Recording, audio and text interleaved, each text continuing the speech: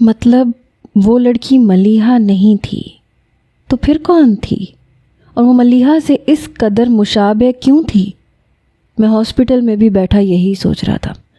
بہرحال ملیحہ کے والد کو مائنر اٹیک آیا تھا۔ اب وہ کافی بہتر تھے۔ مجھے تقریباً پوری رات ہی ان کے ساتھ گزارنی پڑی۔ ملیحہ روئے جا رہی تھی، اس کی والدہ بھی، میری والدہ بھی آ چکی تھیں، لیکن 1 گھنٹہ بیٹھ کے انہیں تسلی دے کے واپس جا چکی تھیں۔ میں نے آنٹی کو بھی تسلی دی کہ آپ فکر نہ کریں۔ وہ میری بہت شکر گزار ہو رہی تھیں، کہہ رہی تھیں بیٹے تم نے تو بیٹے ہونے کا حق ادا کر دیا۔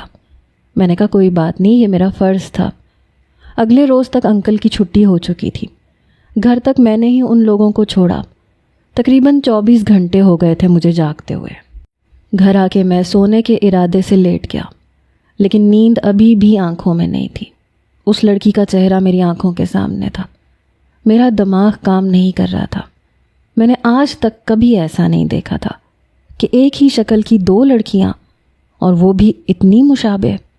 میں خامخواہ ملیحہ پہ شک کرتا رہا۔ وہ واقعی اچھی لڑکی تھی، لیکن بری تو وہ دوسری لڑکی بھی مجھے نہیں لگی۔ شاید مجبوراً وہ یہ سب کچھ کر رہی تھی۔ اس کا پرانا اور خستہ حال فلیٹ دیکھ کے میں اندازہ لگا سکتا تھا کہ وہ یہ کام یقیناً مجبوری میں کر رہی ہے، اور وہ بھی اتنا خطرناک کہ کبھی بھی کوئی گولی اس کی زندگی اس سے چھین سکتی ہے۔ اس بات میں پتہ نہیں کیوں میرا دل دھڑکایا تھا۔ میں فوراً سے اٹھ کے بیٹھ گیا۔ نہیں، اس لڑکی کو مرنا نہیں چاہیے۔ پتہ نہیں کیوں مجھے اس لڑکی کی فکر ہو رہی تھی، حالانکہ ہونی تو نہیں چاہیے تھی۔ اس نے میرا بڑا نقصان کیا تھا، لیکن میری جان بھی تو بچائی تھی۔ پتہ نہیں مجھے کیا ہو گیا تھا، کچھ سمجھ میں نہیں آ رہی تھی۔ میں پھر سے لیٹ گیا، لیکن آنکھوں میں اسی کا چہرہ تھا۔ بہت مشکل سے مجھے نیند آئی۔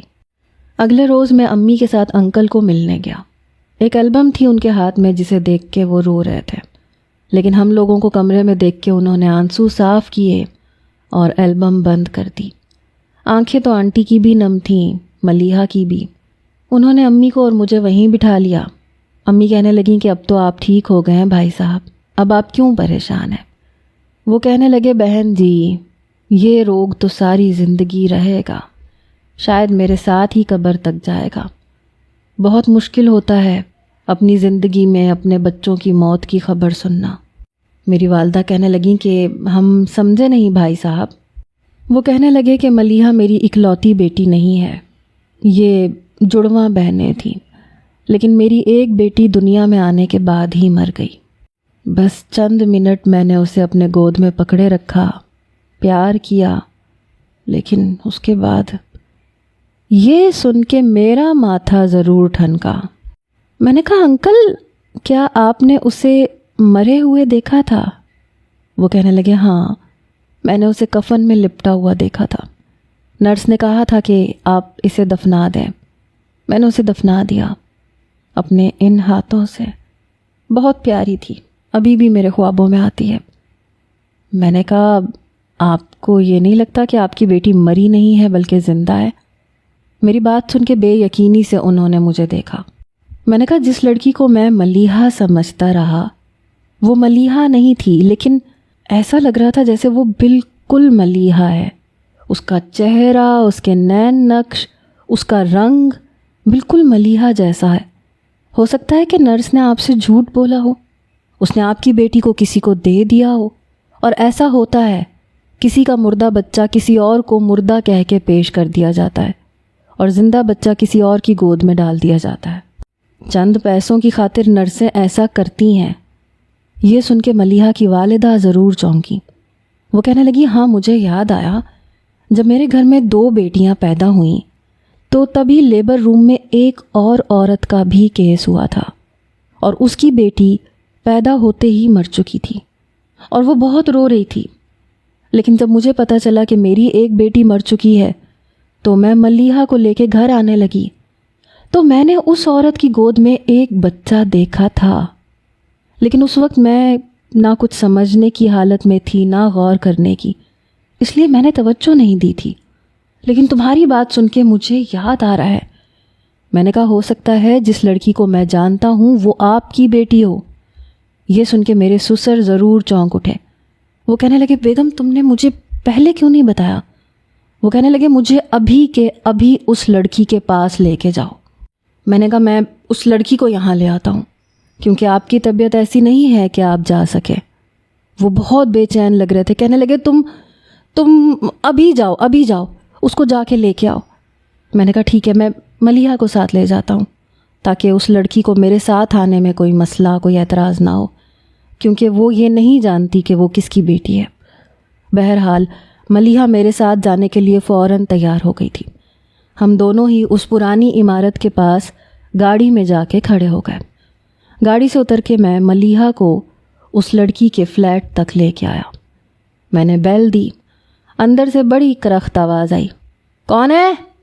یہ اسی کی آواز تھی۔ میں نے کہا دروازہ کھولو، میں ہوں۔ وہ کہنے لگی کون میں نے کہا وہی جس نے تمہاری جان بچائی تھی اور بدلے میں تم نے اس کی جان بچائی تھی، کیونکہ نہ تو وہ میرے نام سے واقف تھی نہ میں اس کے نام سے۔ وہ کہنے لگی اچھا رکو۔ اس نے دروازہ کھولا تو اس کے پاؤں زخمی تھے، ان میں سے خون نکل رہا تھا۔ اس نے دیکھا ہی نہیں کہ میرے ساتھ کون ہے، فوراً سے پلٹ گئی۔ وہ لنگڑا کے چل رہی تھی۔ کمبخت نے درندوں کی طرح پیر پہ گولی چلا دی۔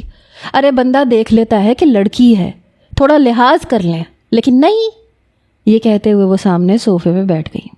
اس کے پاؤں سے اتنا خون بہہ رہا تھا کہ زمین پہ اس کے پیروں کے نشان تک بن گئے تھے۔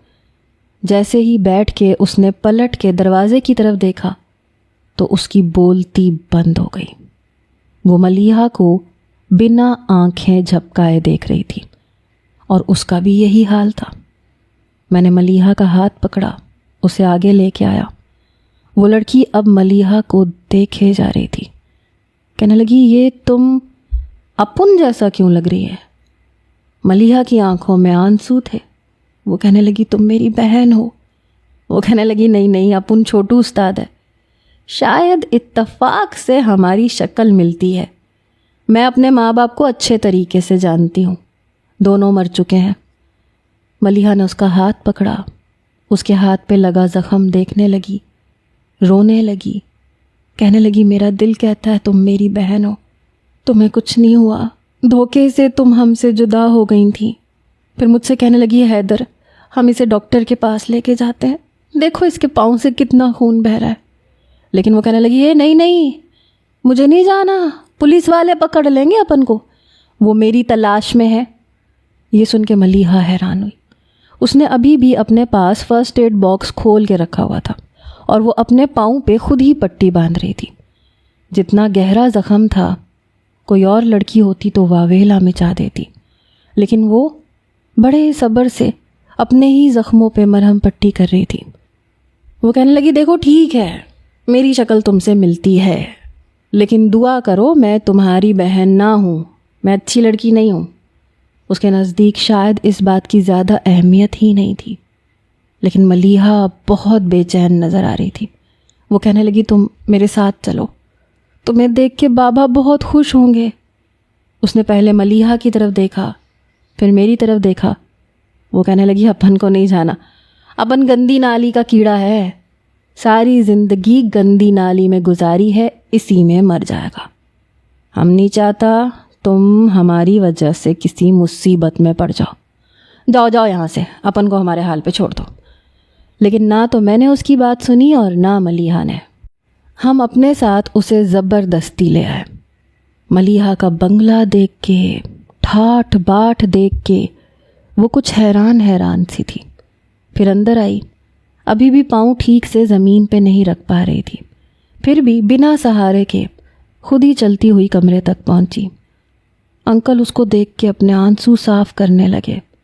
حالانکہ بیمار تھے، ڈاکٹر نے بیڈ ریسٹ کہا تھا، لیکن اٹھ کے اس کے پاس آ گئے، اس کو نم آنکھوں سے دیکھنے لگے، پھر اس کے آنسو صاف کرنے لگے۔ شاید کوئی بے اختیار سا عمل تھا۔ وہ لڑکی ان کے کندھے پہ سر رکھ کے رونے لگی۔ وہ کہنے لگی مرنے سے پہلے میری اماں نے مجھے بتایا تھا کہ میں ان کی سگی بیٹی نہیں ہوں، ان کی بیٹی پیدا ہوتے ہی مر گئی تھی۔ وہ روئے جا رہی تھی۔ اس ہاسپٹل کی نرس ان کی دوست تھی، اس لیے اس نے مجھے ان کو دے دیا۔ اور ان کی مردہ بیٹی کو میرے ماں باپ کے حوالے کر دیا۔ لیکن اس وقت تک بہت دیر ہو چکی تھی، اس لیے میں نے ڈھونڈنے کی کوشش نہیں کی، کیونکہ میرا باپ بدماش تھا، سیٹھ امجد کے کہنے پہ چوری ڈاکے ڈالتا۔ میں نے بھی یہی سیکھا تھا، اس لیے سوچا کہ جس اندھیر نگری کی میں مسافر بن چکی ہوں، میں عزت کی زندگی کی حقدار نہیں ہوں۔ لیکن انکل نے اس کا ماتھا چوما۔ وہ کہنے لگے، ہر نماز میں تمہیں مانگا تھا، حالانکہ اپنے ہاتھوں سے اپنی بچی کو دفن کیا تھا، اپنی بچی سمجھ کے کیا تھا، پھر بھی دل کو یقین نہیں تھا۔ کچھ دیر وہ لڑکی اپنے ماں باپ سے مل کے روتی رہی، پھر کہنے لگی، اپن یہاں رہنے کے قابل نہیں ہے، آپ لوگ بدنام ہو جاؤ گے، بہت چوریاں کی ہیں میں نے، پولیس میرے پیچھے ہے، کوئی بھی گولی مجھے جان سے مار سکتی ہے۔ انکل کہنے لگے، میں بہت سے پولیس آفیسرز کو جانتا ہوں، بہت اوپر تک جان پہچان ہے میری، میں تمہارے سارے کیسز ختم کروا دوں گا، لیکن تم یہاں سے نہیں جاؤ گی، تم میری بیٹی ہو، تم میرے پاس رہو گی۔ دونوں بہنیں شکل و صورت میں بالکل ایک جیسی تھیں، لیکن دونوں کی زندگی اور رہن سہن بالکل مختلف تھا۔ بہرحال ہم ماں بیٹا واپس آ گئے، لیکن میرا دل جیسے اس لڑکی کے نام پہ دھڑکنے لگا، حالانکہ وہ ملیحہ سے یکسر مختلف تھی۔ مجھے ایسی لڑکیاں پسند بھی نہیں تھیں، مجھے تو دھیمے مزاج کی، کم گو، سلجھی ہوئی لڑکیاں اچھی لگتی تھیں جیسے ملیحہ تھی، لیکن پھر بھی پتہ نہیں کیوں دل کو وہ اچھی لگ رہی تھی۔ دل ایک عجیب سی الجھن کا شکار ہو چکا تھا، جس کا کوئی حل نظر نہیں آ رہا تھا۔ 3 دن گزر گئے تھے اور میں بے چین تھا، دل چاہتا تھا اس سے کوئی ملاقات کروں، لیکن ملنے کا کوئی بہانہ سمجھ میں نہیں آ رہا تھا۔ میں نے اپنی امی سے کہا کہ ملیحہ کے گھر چلتے ہیں۔ میری ماں نے مجھے تیکھی نظروں سے دیکھا، پھر کہنے لگیں، کیوں دل نہیں لگ رہا تمہارا ملیحہ کے بغیر؟ میں نے کہا، یہی سمجھ لیں۔ اب سچ تو انہیں بتا نہیں سکتا تھا کہ دل کیوں بے چین ہے۔ میں نے نظریں چراتے ہوئے، سر کھجاتے ہوئے کہا۔ میری ماں مسکرانے لگی، پھر کہنے لگی، اسی کو گھر لانے کا انتظام تو کر لیا ہے، بس 1 مہینے کا ہی تو وقت ہے۔ میں چاہتی ہوں اس 1 مہینے میں کم سے کم تم وہاں جاؤ تو بہتر ہے۔ میں تو بھول ہی گیا تھا، میں نے اپنی ماں سے کہا تھا کہ شادی جلدی کی جائے، تب تو بات ہی کچھ اور تھی، اور اب جو بات تھی وہ بہت مختلف تھی۔ میں نے ملیحہ کو فون کیا، پہلی بیل پہ اس نے فون اٹھا لیا، بڑی چہکتی ہوئی آواز تھی۔ کہنے لگی، حیدر، میں آپ کا جتنا شکریہ ادا کروں اتنا کم ہے، آپ کو نہیں پتہ آپ نے میرے باپ کو نئی زندگی دے دی۔ میں نے کہا، میں نے کیا کیا ہے؟ کچھ بھی تو نہیں کیا۔ اچھا، وہ تمہاری بہن ٹھیک ہے؟ وہ کہنے لگی، ہاں بہت خوش ہے، آپ کو پتہ ہے بابا نے اس کے سارے کیسز ختم کروا دیے ہیں، اور آج کل میں اس کی زبان سیدھی کروا رہی ہوں، ایسے لگتا ہے ہمارے گھر میں رونق آ گئی ہے۔ اصل میں نا وہ بہت باتونی ہے، بابا کو اپنی چوری کے قصے سناتی رہتی ہے، بابا ہنستے رہتے ہیں، ایسے لگتا ہے ہمارے گھر میں ایک فرد کا اضافہ نہیں ہوا، پتہ نہیں کتنے لوگوں کا ہو گیا ہے۔ آپ کو اندازہ نہیں ہے میں کتنی خوش ہوں۔ Thank you so much and I love you. یہ بات وہ جذبات کی رو میں آ کے کہہ گئی تھی، لیکن اس کے اس لفظ نے میرے دل میں کوئی بھی ارتعاش پیدا نہیں کیا تھا۔ مجھے کچھ محسوس نہیں ہو رہا تھا، نہ دل دھڑکا، نہ جذبات نے کروٹ لی۔ میں نے فون بند کر دیا، پتہ نہیں مجھے کیا ہو گیا تھا۔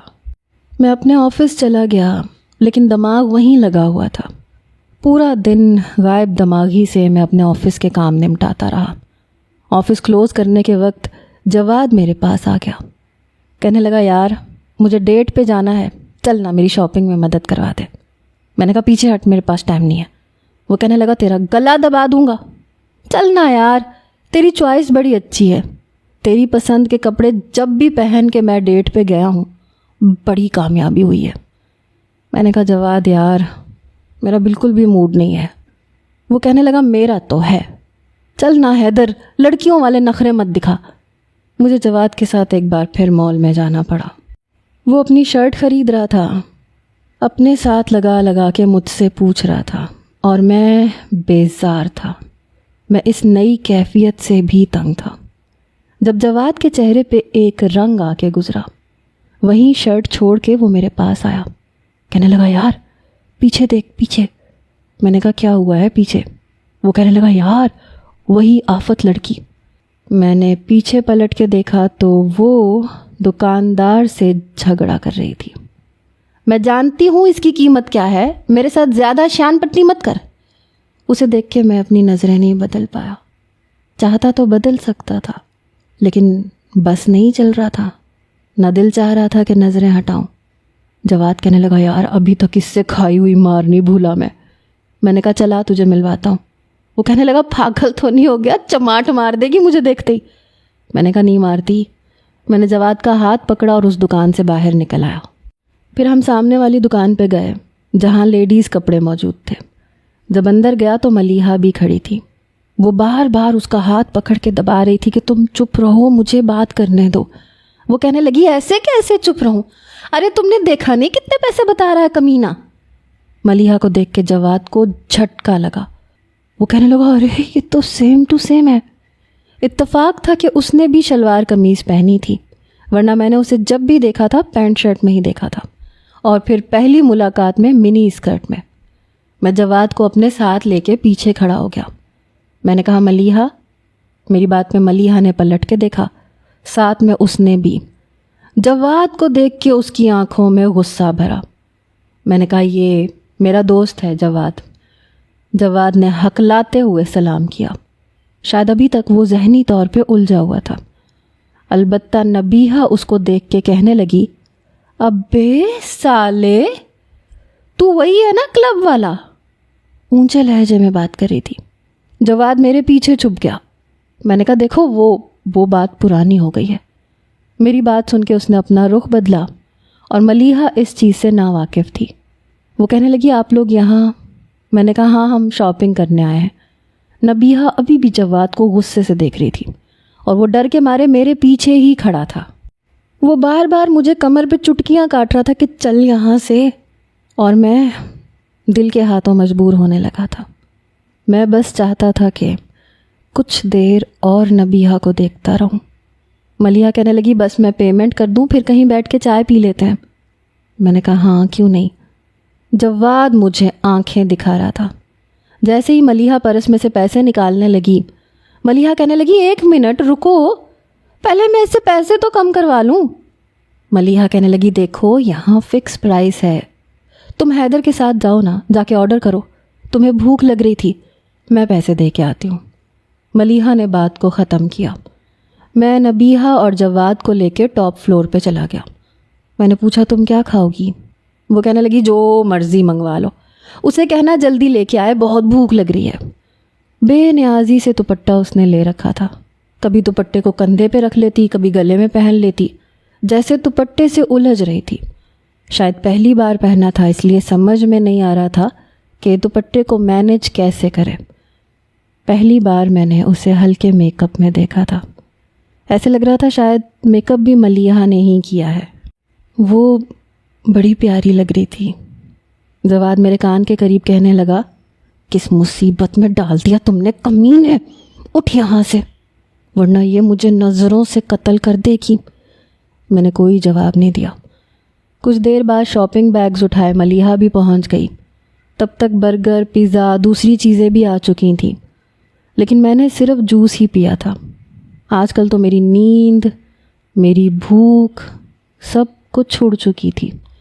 جب یہ سوچتا تھا کہ شادی ملیحہ سے ہوگی، دل بے چین ہونے لگتا تھا کچھ غلط ہونے والا ہے۔ ہلکی پھلکی باتوں کے دوران ہی ہم نے وہ ملاقات ختم کر دی۔ واپسی پہ جواد نے مجھے بڑی باتیں سنائی۔ کہنے لگا وہ جھانسی کی رانی کے پاس مجھے کیوں لے کے گیا تھا، اور تمہارا کیا تعلق ہے ان لڑکیوں سے؟ میں نے کہا وہ جو شریف لڑکی ہے وہ میری منگیتر ہے۔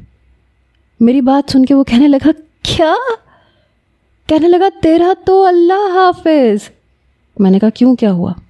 کہنے لگا دیکھ اس کی بہن کو خوش رکھنا، ورنہ وہ جو کلب والی لڑکی ہے نا وہ پورا مرد ہے، اگر تو نے ذرا اس کی بہن کو کچھ کہنے کی کوشش کی تیری ٹانگیں توڑ کے رکھ دے گی۔ میں نے کہا اور اگر میں شادی اسی لڑکی سے کر لوں تو؟ میری بات سن کے وہ بری طرح سے اچھلا تھا. کہنے لگا کیوں؟ اللہ میاں کے پاس جانے کا بہت شوق ہے, جلدی ٹکٹ کٹوانا چاہتے ہو؟ میں ہنسنے لگا. میں نے کہا اتنی بھی خطرناک نہیں ہے. وہ کہنے لگا تم نے اس کی مار نہیں کھائی ہے نا بیٹا, جس دن اس کے ہاتھوں سے پٹو گے نا تب پوچھوں گا تم سے. جواد کی بات پہ میری ہنسی ہی نہیں رک رہی تھی. میں نے کہا تمہاری طرح نہیں ہوں میں, لڑنا آتا ہے مجھے اور قابو کرنا بھی آتا ہے. وہ کہنے لگا دیکھا جائے گا. جواد کو میں نے اس کے گھر پہ اتارا, واپس اپنے گھر آ گیا. میں نے کہا امی آپ کو نہیں لگتا ہمیں ملیحہ کے گھر والوں کی دعوت کرنی چاہیے؟ ہم کئی بار ان کے گھر پہ جا چکے ہیں اور وہ اتنا تکلف کرتے ہیں, چائے کا اہتمام الگ, کھانے کا الگ, اور آپ نے ایک بار بھی اس کی فیملی کو نہیں بلایا. چلو ملیحہ نہیں آ سکتی لیکن اس کے والدین, اس کی بہن تو آ سکتے ہیں. اب مجھے کوئی نہ کوئی ملنے کا بہانہ چاہیے تھا. کیا کرتا؟ دل تھا ماننے کو تیار ہی نہیں تھا. بہرحال امی کہنے لگی یہ تم نے ٹھیک کہا, میں آج ہی بات کرتی ہوں. میں نے کہا آپ نے صرف بات نہیں کرنی, آپ نے دعوت پکی کرنی ہے. امی کہنے لگی اچھا ٹھیک ہے. میری والدہ نے انہیں کھانے پہ بلایا. میں بڑا خوش تھا.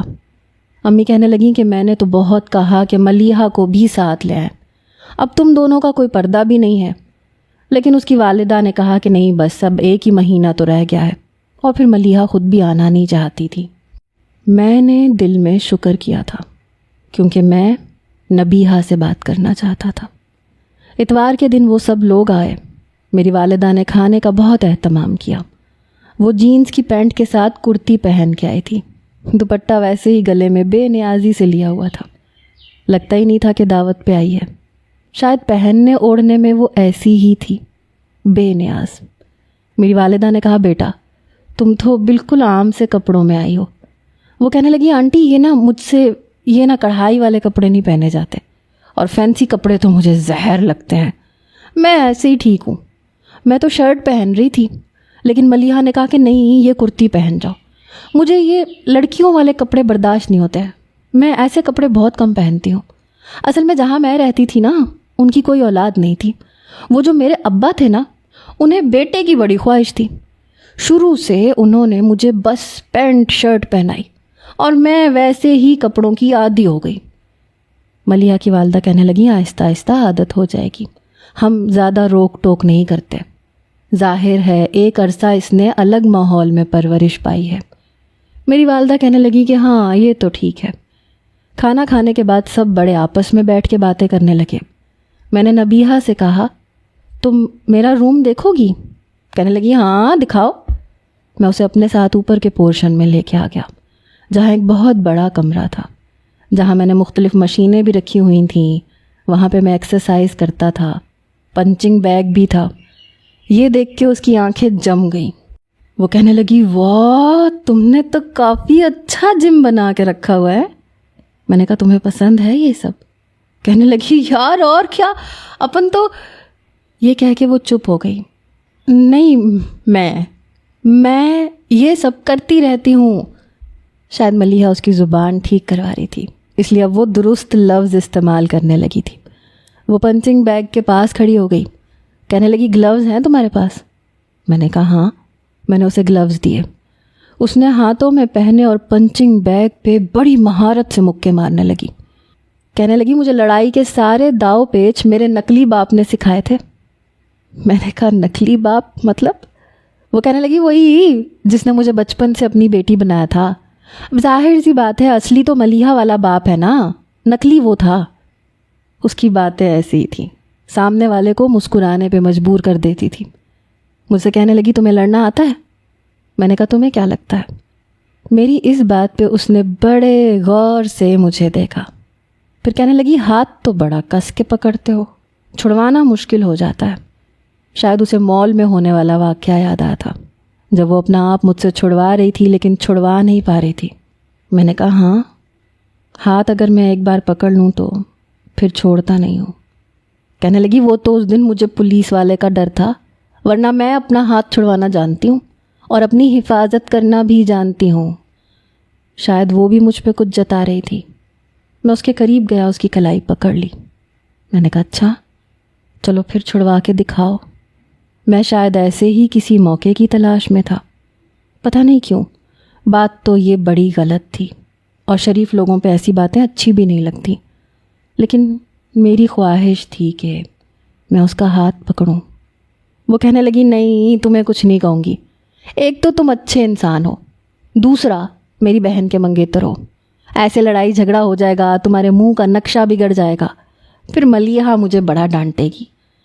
5 منٹ بڑی جو ہے اسی بات کا روب جماتی ہے، حالانکہ میں نے کبھی کسی کا روب برداشت نہیں کیا، لیکن اس کا روب جمانا اچھا لگتا ہے۔ ساتھ ساتھ وہ اپنی کلائی مجھ سے چھڑوانے کی کوشش بھی کر رہی تھی، ساتھ ساتھ ملیحہ کی بات کر رہی تھی، لیکن میں صرف اسے دیکھ رہا تھا اور اس کی کلائی پہ اپنی گرفت مضبوط کر چکا تھا۔ میں نے کہا میری طرف سے اجازت ہے، ملیحہ تمہیں کچھ نہیں کہے گی۔ یہ کہہ کے میں اس کے قریب آ چکا تھا۔ وہ کہنے لگی میرا ہاتھ چھوڑو، مجھے تمہارے ساتھ ایسی کوئی زور آزمائی نہیں کرنی۔ میں نے کہا ڈرتی ہو، اس دن کی طرح ہاتھ نہیں چھڑوا پاؤ گی۔ سچ کہو تمہیں ہاتھ چھڑوانا مشکل لگ رہا ہے۔ میرے یوں قریب آنے پہ اس نے اپنے دوسرے ہاتھ کو میرے سینے پہ رکھ کے مجھے دھکا دیا۔ اس کی کلائی میرے ہاتھ میں تھی، اس لیے جیسے ہی میں بے ساختہ پیچھے کو گرنے لگا، وہ کسی کٹی پتنگ کی طرح مجھ پہ آ کے لگی۔ پیچھے دیوار نہ ہوتی تو شاید ہم گر جاتے، لیکن یہ ایک بے ساختہ سا عمل تھا کہ وہ میرے بے حد قریب آ چکی تھی، اور بے ساختہ ہی میرا ہاتھ اس کی کمر پہ جا چکا تھا۔ چند لمحوں کا کھیل تھا، لیکن پہلی بار وہ نروس ہوئی تھی۔ میں اس کی کلائی چھوڑ چکا تھا۔ وہ فوراً سے پیچھے ہٹی، پھر میرے گلوز اتار کے کمرے سے باہر چلی گئی۔ میں وہیں کھڑا رہا، اب دل پہ اختیار نہیں تھا۔ وہ بہت اچھی لگنے لگی تھی۔ پریشان میں یوں تھا کہ دل میں نبیہہ بس چکی تھی، اور 1 مہینے بعد شادی ملیحہ سے، جو میں اب کرنا نہیں چاہتا تھا، لیکن اس کا کوئی حل بھی نظر نہیں آ رہا تھا۔ میری والدہ آج کل شاپنگ کرنے لگیں، مجھے ملیحہ کے خریدے ہوئے کپڑے بھی دکھاتی کہ بتاؤ یہ کیسا ہے، پسند ہے یا نہیں ہے۔ میں کہتا ہاں ٹھیک ہے، لیکن جیسے جیسے دن گزر رہے تھے میری جان نکل رہی تھی۔ بے بسی ایسی تھی کہ مجھے کوئی حل نظر نہیں آ رہا تھا۔ ملیحہ سے شادی سے انکار کر دیتا تو اس کا باپ اپنی دوسری بیٹی کا رشتہ میرے ساتھ تو کبھی نہیں کرتا۔ میں سوچ رہا تھا کہ ملیحہ سے بات کروں، اسے سچ بتا دوں، کیونکہ یہ تو منافقت ہوتی، دل میں اس کی بہن کو بسائے میں اس کے ساتھ زندگی گزارتا۔ پھر رشتہ بھی ایسا تھا کہ میرا بار بار سامنا نبیہہ سے ہونا ہی تھا۔ مجھے یہ سب غلط لگ رہا تھا۔ میں نے ملیحہ کا نمبر ملایا، اس نے فون اٹھا لیا، کہنے لگی ہیلو حیدر۔ میں نے کہا مجھے تم سے بہت ضروری بات کرنی ہے۔ ملیحہ دیکھو میری بات کو غلط مت سمجھنا، لیکن میں بہت مشکل میں پھنس گیا ہوں۔ میں جانتا ہوں میری منگنی تم سے ہوئی ہے، تم مجھے اچھی بھی بہت لگتی تھیں، مجھے تم جیسی لڑکیاں بہت اچھی لگتی تھیں، میری آئیڈیل لڑکی تم ہو، لیکن مجھے محبت تمہاری بہن سے ہو گئی ہے۔ میں نبیہہ سے محبت کرنے لگا ہوں، اس لیے میں تم سے شادی نہیں کر سکتا، پلیز مجھے غلط مت سمجھنا۔ میں ابھی اس سے بات کر ہی رہا تھا جب فون بند ہو گیا۔ بڑی مشکل سے میں نے اپنے آپ کو اس بات کے لیے آمادہ کیا تھا، اور اب میں فون سائڈ پہ رکھ چکا تھا۔ میں جانتا تھا کہ اس کا نتیجہ پتہ نہیں کیا نکلے گا، لیکن جھوٹ بولنے سے، منافقت سے رشتہ نبھانے سے بہتر تھا کہ میں سچ کہہ دیتا، اور وہ میں کہہ چکا تھا۔ میں آنکھیں بند کر کے گہری گہری سانسیں لینے لگا، خود کو اس سب کے لیے تیار کر رہا تھا جو اب آگے مجھے فیس کرنا تھا۔ ویسے بھی چھٹی تھی، اس لیے میں اپنے کمرے میں ہی بیڈ پہ تکیہ رکھ کے ٹیک لگائے بیٹھا تھا۔ میں سوچ رہا تھا کہ پتہ نہیں اس بات کا نتیجہ کیا نکلے گا، ملیحہ میری بات سمجھے گی یا نہیں، اپنے والدین سے کس انداز میں بات کرے گی۔ آدھا گھنٹہ میں انہی سوچوں میں گم رہا، جب اچانک سے میرے کمرے کا دروازہ بنا دستک کے کھلا اور سامنے نبیہہ بڑے غصے سے کھڑی تھی۔ اسے اپنے کمرے میں یوں غصے میں دیکھ کے میں حیران بھی ہوا اور پریشان بھی۔ شاید ملیحہ نے اسے سب کچھ بتا دیا ہے۔ وہ کمرے میں آئی، دھاڑ سے میرے کمرے کا دروازہ بند کیا۔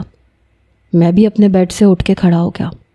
میرے پاس آ کے اس نے میرا گریبان پکڑ لیا، کہنے لگی سالے کمینے، تو ہوتا کون ہے مجھ پہ گندی نظر رکھنے والا؟